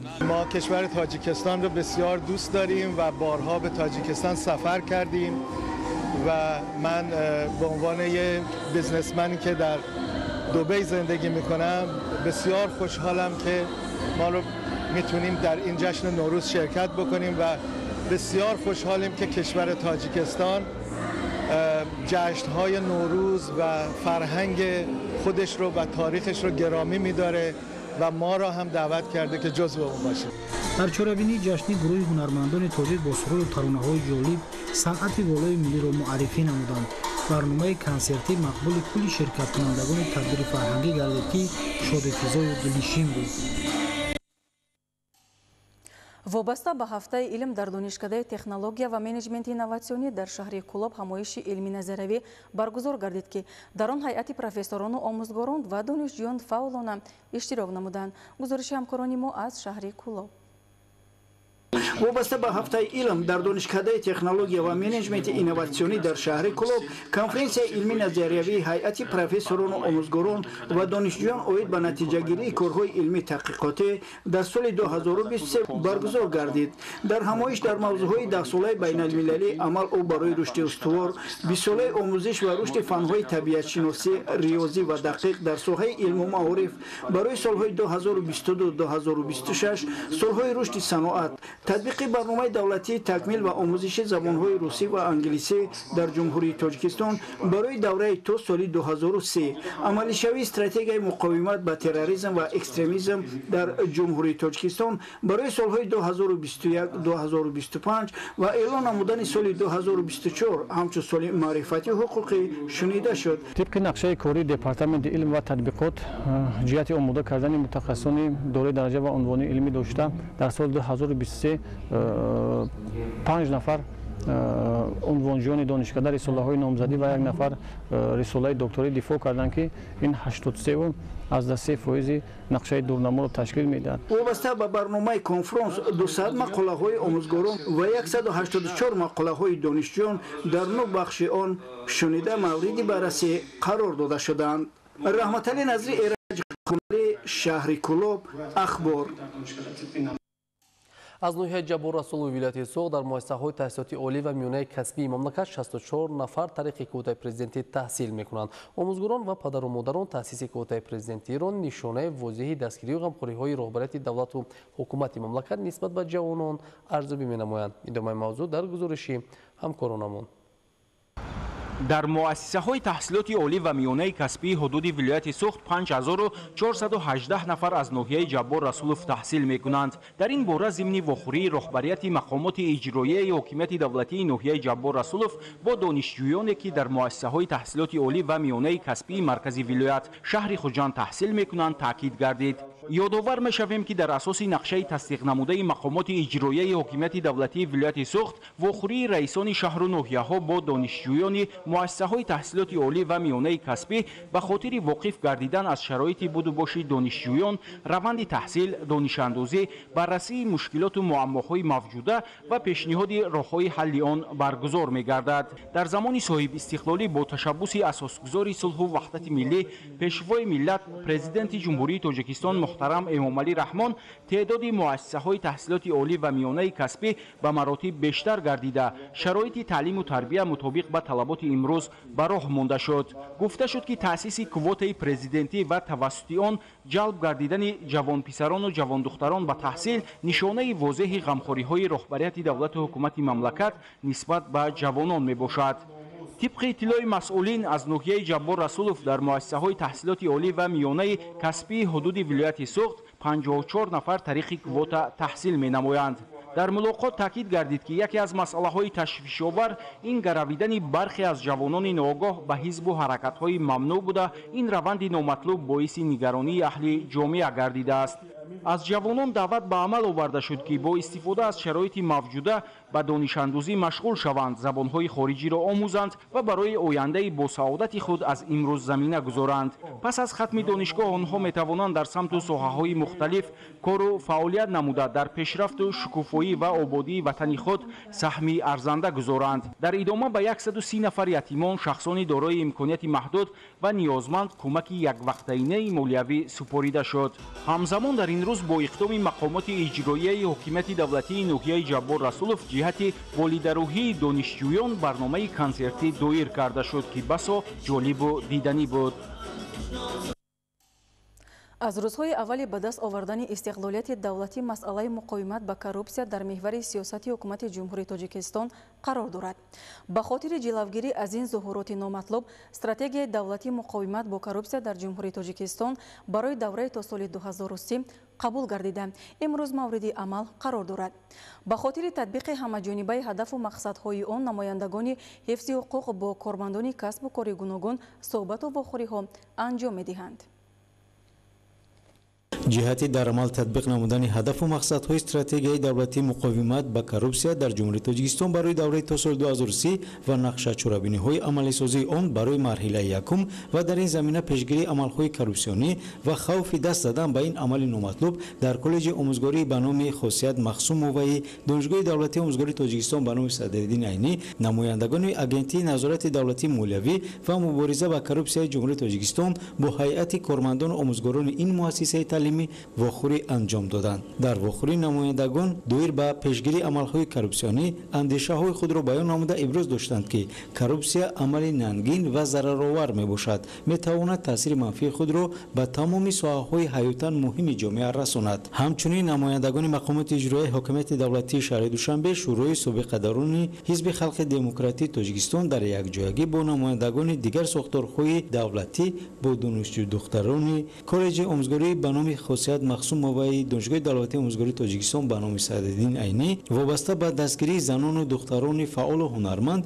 ва пешгирӣ аз истифодабарии нодурусти телефонҳои мобилӣ ва шабакаҳои иҷтимоӣ ба тарбияи ҷавондухтарон таъсири манфӣ дошта вохӯрӣ анҷом доданд. Гуфта шуд, ки зан-модар тарбиятгари насли ояндасози давлату миллат мебошад ва саводнокиву ҳунармандии ӯ дар оила басо зарур аст. Дар шароити кунунии истифодабарии нодурусти телефонҳои мобилӣ ва шабакаҳои иҷтимоӣ ба тарбияи ҷавондухтарон таъсири манфӣ расонида тарбияи ахлоқии онҳоро коста мегардонад. таъкид гардид, ки татбиқи босамари сиёсати давлатии занон имрӯзҳо имкон дод, ки мо дар солҳои соҳибистиқлолӣ ватани худро ба яке аз давлатҳои осоишта ва дорои имкониятҳои бузург мубаддал гардонем. бештар аз 200 нафар донишҷӯи тоҷик дар донишгоҳи давлатии аграрии Пенза ба омӯзиши илму касб машғул буда. Масъулони мақомоти дахлдори Тоҷикистон дар Федератсияи Русия бо онҳо суҳбату вохӯриҳо анҷом медиҳанд. гузориши Зафар Қаёмзода ва Хуршеди Саидаҳмад.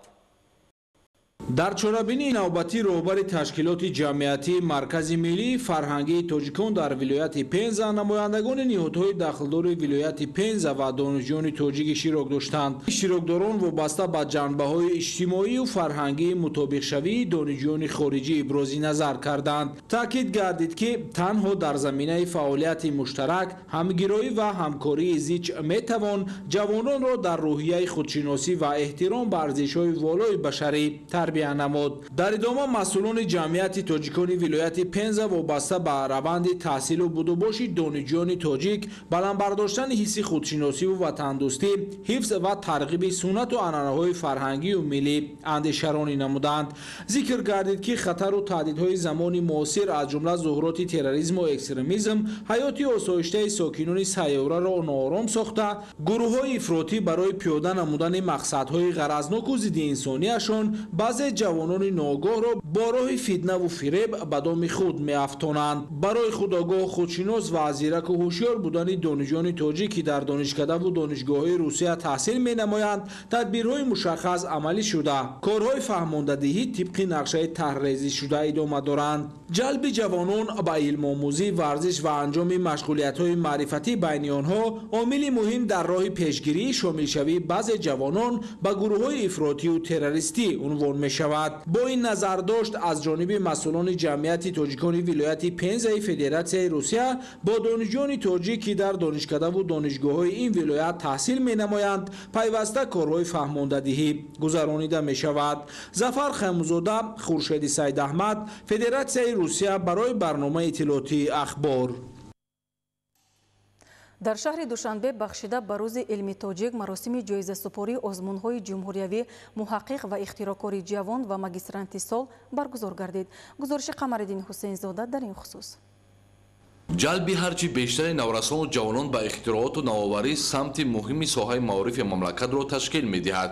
қабл аз оғози маросими ҳавасмандгардонии ғолибони озмуни ҷумҳуриявӣ муҳаққиқ ва ихтирокори ҷавон ва магистранти сол намоиши ихтирокорони ҷавон ташкил карда шуд. намояндагони вазорати маориф ва илм ва дигар сохторҳо ба намунаи ихтироот ва дастовардҳои техникии иштирокдорон шинос шуданд. таъкид карда шуд, ки пайванди илм дар истеҳсолот ва тақвияти ихтирокорию навоварӣ дар замони زمان معاصر محرک اساسی پیشرفت و ترقیات جهانی محسوب می‌یابد. جمهوری تاجیکستان نیز در برابر دیگر کشورهای منطقه و جهان نسبت به ساحه علم، معارف و تکنولوژی معاصر بی‌طرف نبوده، مخصوصا در دوام صاحب استقلال به این ساحه افضلیتناک توجه زیاد ظاهر نمود. با تشکیل آزمون المپیادهای علمی، برگزاری کنفرانس و سمینارهای بین‌المللی و صدها اقدام‌های دیگر برای رشد و پیشرفت علم تاجیک و بلند برداشتن تفکر تکنیکی نسل نورز در دوران صاحب استقلالی زمینه‌های مساعد فراهم آورده شد. در وضعیت تنتنوی غالبان آزمون جمهوریوی محقق و اختراعکار جوان و مگسترانتان سال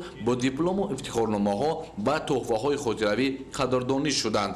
این پدیده نو است که در این سال آزمون‌های مگسترانت سال و محقق و اختراعکار جوان میان مؤسسات تحصیلات عالی کسبی برگزار گردید. از 47 مؤسسات تحصیلات عالی کسبی 23 مؤسسات تحصیلات عالی کسبی در آزمون محقق و اختراعکار جوان اشتراک نموده. زیاده از 180 پرونده ها در وزارت معارف و علمی جمهوری تاجیکستان از جانب هیئت اکسپرتی سنجش گذرانیده شد. در مگسترانت سال باشد از 23 مؤسسات تحصیلات عالی کسبی که در آنجا زینه مگستراتورا و پیجی دکترانتورا فعالیت میکند 12 پرونده به وزارت معارف و علمی جمهوری تاجیکستان پیشنهاد شد و از 12 پرونده جوی یک نفر، جوی دو نفر، جوی سه 2 نفر جوی سزاواری برگزار گردیده شده است. آزمون جمهوریوی محقق و اختراعکار جوان در بین دانشجویان، مگسترانتان، دکترانتان از روی اختصاص HD و عنوانجان مؤسسه‌های تعلیمی تحصیلات عالی کسبی و علم جمهوری تاجیکستان برگزار گردیده. در آن از 46 مؤسسه تحصیلات عالی کسبی جمهوری، 23 مؤسسه تحصیلات عالی کسبی کارهای علمی و تحقیقاتی و اختراعات‌های دانشجویان و مگسترانتان و عنوانجویان و دکترانتان از روی اختصاص HD را در حجم 181 کار علمی و اختراعکاری پیشنهاد نمودند. همین طور مؤسسه‌های تحصیلات عالی کسبی در آزمون جمهوریوی محقق و اختراعکار جوان اشتراک نموده در مجموع صاحب 42 جای افتخاری، 20 جای یکم، 14 جای دوم و 8 جای سوم و 14 افتخارنامه گردیدند. در مراسم جایزه سپاری آزمون‌های جمهوریوی بخشیده به روز علمی تاجیک اشتراک نمودم.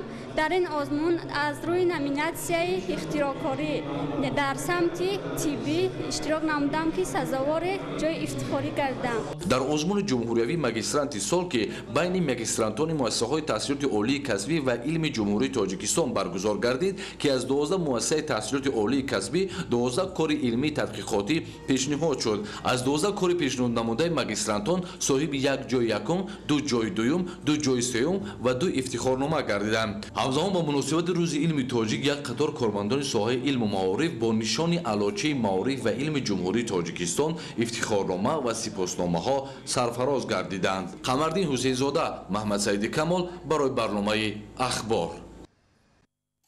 جهت جلب نورسان و جوانان به کتابخوانی آموزش علم و هنر، تقویت جهانی معنوی، همچنین در رابطه با مسائل رشد فعالیت کتابداری و بایگانی شناسی در دانشکده دولتی فرهنگ و صنعت تاجیکستان به نام میرزا ترسونزاده همایش علمی عملی برگزار گردید. تفصیلات بیشتر در گزارش شهزاد رجبزاده و معروف عبدالله. وابسته به جلب توجه نورسان و جوانان به کتابخوانی، آموزش علم و هنرهای معاصر و تقویت جهان معنوی دانشجویان با اشتراک مسئولین در تالار کتابخانه علمی دانشکده دولتی فرهنگ و صنعت تاجیکستان به نام میرزا ترسونزاده وابسته به پیام پیشوای ملت و مسئله‌های رشد فعالیت کتابداری و بایگانشناسی کنفرانسیای علمی عملی دایر گردید. اهل علم و ادب دایر به مهمیت کتابخوانی در حیات انسانی و از کتاب و آموزش علم سرچشمه رشد همه ساحه‌ها سخنرانی نموده دانشجویان را بیش از هر وقت به آموختن و مطالعه کتاب هدایت نمودند. امروز فعالیت کتابداری طوری که همگان می‌دانیم در مرکز توجه حکومت جمهوری تاجیکستان پیش از همه پرزیدنت محبوب کشور محترم امامعلی رحمان قرار دارد. آن موفقیت‌هایی که طول سالهای صاحب استقلالی نسبت مسئله مذکور به میان آمدن، هر یک کارمند ساحه کتابداری را موظف می‌گرداند که بیشتر نسبت ساحه مذکور کار فعالیت نماید. تشکیل و برگزاری آزمون جمهوری فروغ صبح دانای کتاب است. دوام 6 سال ادامه یابیش جامعه را با کتاب همچون گنجینه خیرات و روشنگر راه بشریت نزدیکتر نمود. راه اندازی آزمون های سطح جمهوری از قبیل آزمون جمهوری فروغ صبح دانای کتاب است. از جانب پیشوای ملت نمونه عالی است بهر دانستن و آموختن تاریخ گران ارزش ملت تاجیک. آزمون مذکور در ضمیر نسل ها حس کتاب دوستی و کتابخوانی را بیدار ساخته، جامعه را برای ارج گذاشتن به ارزش های معنوی، آگاهی یافتن از فرهنگ و تمدن و آثار حکمتبار دانشمندان گذشته و معاصر هدایت می نماید.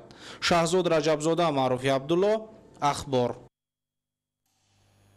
در دوره اعلام گردیدن سال 2024 همچون سالی معرفت حقوقی و با مقصد بلند برداشتن سطح دانش‌های حقوقی شهروندان در شهر پنجکند کارهای ترغیباتی و تشویقاتی براه مانده شده است. گزارش همکاران ما در این خصوص.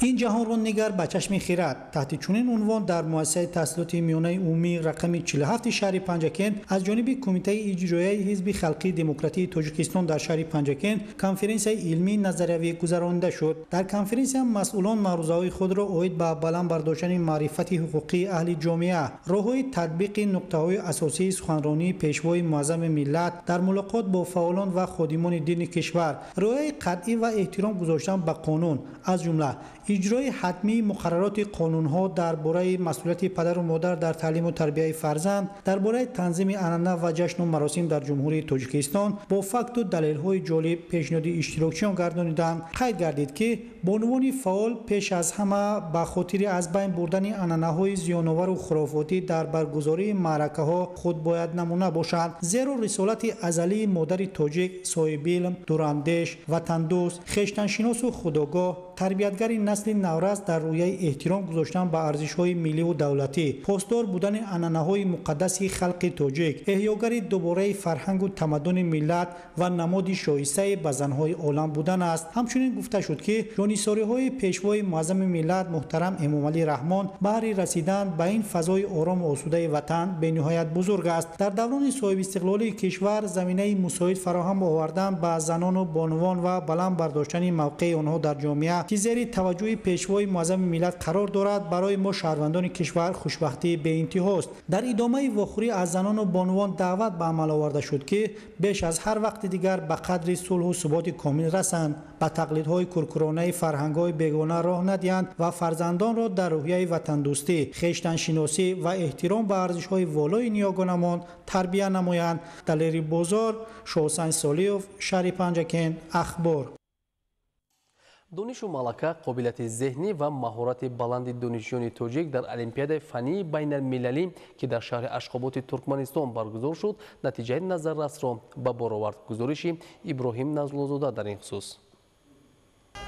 ба даст овардани 3 ҷои дуюм ва 1 ҷои сеюм барои донишҷӯёни лаёқатманди тоҷик дар олимпиадаи сатҳи ҷаҳонӣ мояи ифтихор аст. ғолибони олимпиадаи ҷаҳониро дар фурудгоҳи байналмилалии душанбе падару модарон ва омӯзгорон бо рӯҳбаландӣ истиқбол гирифтанд.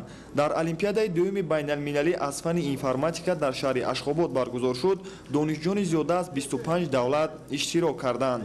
дар олимпиада 4 нафар донишҷӯи болаёқати тоҷик аз донишгоҳи техникии тоҷикистон ба номи академик муҳаммад осимӣ иштирок карда ҷумҳурии тоҷикистонро муаррифӣ намуданд. натиҷаи олимпиада собит сохт ки донишҷӯён 3 ҷои дуюм ва 1 ҷои сеюмро ба даст оварданд. дар ин олимпиадаи байналмилалӣ ки аз зиёда аз 70 муассисаҳои таҳсилоти касбӣ олии касбӣ давлатҳои русия, федератсияи русия, ҷумҳурии хитой ва дигар давлатҳои осиёи марказӣ ва давлатҳои хориҷи дур иштирок мекарданд ва миқдори иштирокчиёни ин озмун зиёда аз 350 нафарро дар бар мегирифт ва дар байни зиёда аз 350 нафар 4 нафар донишҷӯи донишгоҳи техникии тоҷикистон ба номи академик муҳаммад осимӣ ба гирифтани ҷойҳои намоён ноил гаштанд. олимпиада тибқи талаботи баргузории он дар якчанд зина давоми 4 рӯз идома намуда ҳам рақобат намуданд. мо бо ҳамроҳии шогирдон 5 нафар дар олимпиади байналхалқӣ дар давлати Туркманистон иштирок кардем. аз санаҳои 15 то 20 апрел олимпиада аз фанни информатика гузаронида шуд. дар олимпиада 2 давр буд.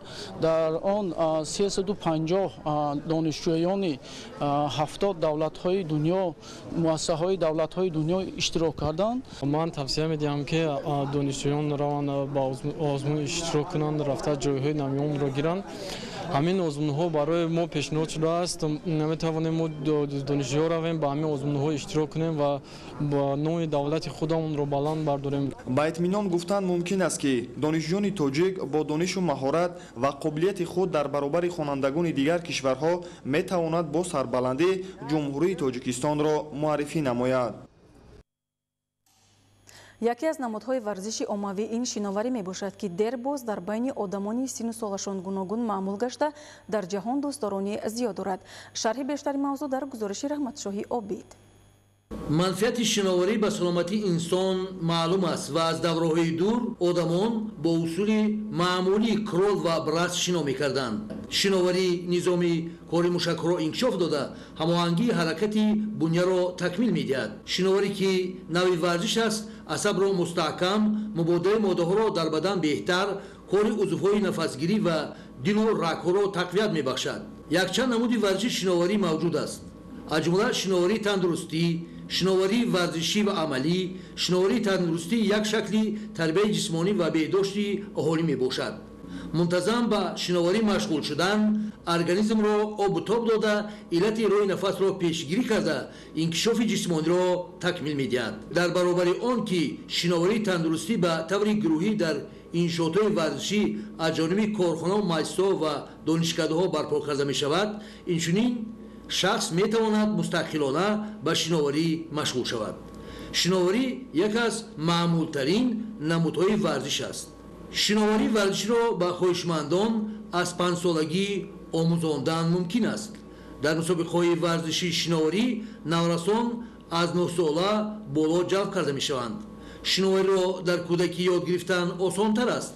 машқҳои асосии варзиши шиноварӣ аз ҷумла роҳгардӣ дар ҷои пастии об, ба зери об ғута задан, чашмро кушодан, ба рӯи об дароз кашидан, шино кардан дар рӯи ва зери об, дар зери об нафас бароварда тавонистан ва ҷаҳидан ба об бо ягон бозӣ ва дилхушӣ алоқаманд карда шавад, кӯдакон зудтар ва осонтар ёд мегиранд. бинандагони гиромӣ, дар ҳамин ҷо барномаи иттилооти ахбор ба анҷом мерасад. тансияту хонобод бимонед.